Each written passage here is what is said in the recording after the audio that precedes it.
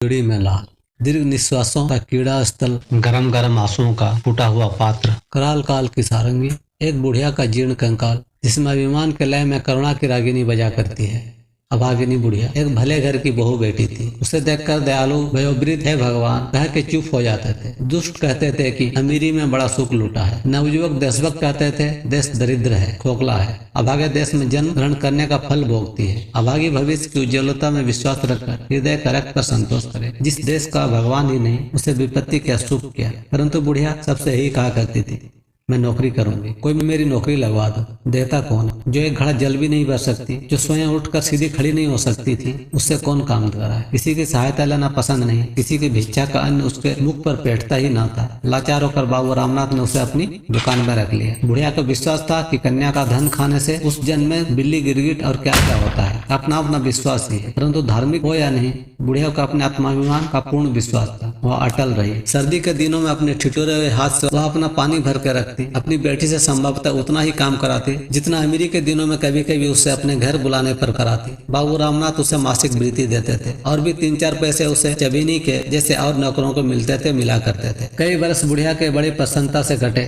उसे न तो दुख था और न सुख। दुकान में झाड़ू लगाकर उसकी बिखरी हुई चीजों को बटोरे रहना और बैठे बैठे थोड़ा घना जो काम हो करना बुढ़िया का दैनिक काज था। उससे कोई नहीं पूछता था कि तुमने कितना काम किया। दुकान के और कोई नौकर यदि दुष्टता बस उसे छेड़ते थे तो उन्हें रामनाथ डांट देता था। बसंत वर्षा शरद और शिशिर की संध्या में जब विश्व की वेदना जगत की थकावट दूसरे चादर में मुंह लपेट कर छित्र के नीरव प्रांत में सोने जाती थी, बुढ़िया अपनी कोठरी में लेट रहती। अपनी कमाई के पैसे से पेट भरकर कठोर पृथ्वी की कोमल रोमावली के समान हरी हरी दूब पर भी लेट रहना किसी किसी के सुखों की संख्या है, वह सबको प्राप्त नहीं। बुढ़िया धन्य हो जाती थी, उसे संतोष होता। एक दिन उस दुर्बल बुढ़िया को बनिए की दुकान में लाल मिर्चें फटकनी पड़ी। बुढ़िया ने उसे किसी तरह कष्ट से संवारा, परंतु उसकी तीव्रता वह सहन न कर सकी। उसे मूर्छा आ गई। रामनाथ ने देखा और देखा अपने कठोर तांबे के पैसे की ओर।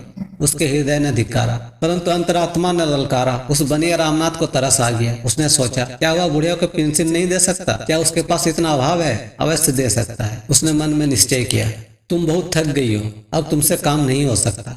बुढ़िया के देवता कुछ कर गए। उसने कहा, नहीं नहीं, अभी तो मैं किसी तरह काम कर लेती हूँ। नहीं, अब तुम काम करना बंद कर दो, मैं तुमको घर बैठे दिया करूंगा। नहीं बेटा, अभी तुम्हारा काम मैं अच्छा वाला क्या करूंगी। बुढ़िया के गले में कांटे पड़ गए थे। किसी सुख की छाया से नहीं, पेंशन के लोभ से भी नहीं। उसके मन में धक्का लगा। वह सोचने लगी, मैं बिना कोई काम किए इसका पैसा कैसे लूंगी? क्या यह भीख नहीं? आत्माभिमान झंझना उठा। हृदय तंत्र के तार कड़े होकर चढ़ गए।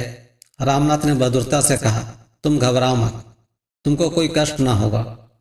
माँ ने कहा, चलने की तैयारी। रामनाथ अपने मन में अपनी प्रशंसा कर रहा था, अपने को धन्य समझता था। उसने समझ लिया कि आज हमने एक अच्छा काम करने का संकल्प किया है, भगवान इससे अवश्य प्रसन्न होंगे। बुढ़िया अपनी कोठरी में बैठी बैठी विचारती थी, जीवन भर के संचित इस अभिमान धन को एक मुट्ठी अन्न की भिक्षा पर बेच देना होगा। भगवान क्या मेरा इतना सुख भी नहीं देख सकते? उन्हें सुनना होगा। वह प्रार्थना करने लगी, इस अनंत ज्वालामुखी सृष्टि के कर्ता, क्या तुम ही करुणानिधि हो? क्या इसी डर से तुम्हारा अस्तित्व माना जाता है? अभाव, आशा, असंतोष और अंतर्नादों के आचार्य, क्या तुम ही दीनानाथ हो? तुम्ही ने वेदना का विषम जाल फैला है। तुम्ही ने निष्ठुर दुखों को सहने के लिए मानव हृदय से कोमल पदार्थ चुना है और उसे विचारने के लिए, स्मरण करने के लिए दिया है। अनुभवशील मस्तिष्क कैसी निष्ठुर कठोर कल्पना है। तुम्हारी कठोर करुणा की जय हो, मैं चिर पराजित हूँ। सहसा बुढ़िया के मुख पर कांति आ गई। उसने देखा एक स्वर्गीय ज्योति उसे बुला रही है। वह हंसी फिर शिथिल होकर लेट रही। रामनाथ ने दूसरे दिन सुना कि बुढ़िया चली गई।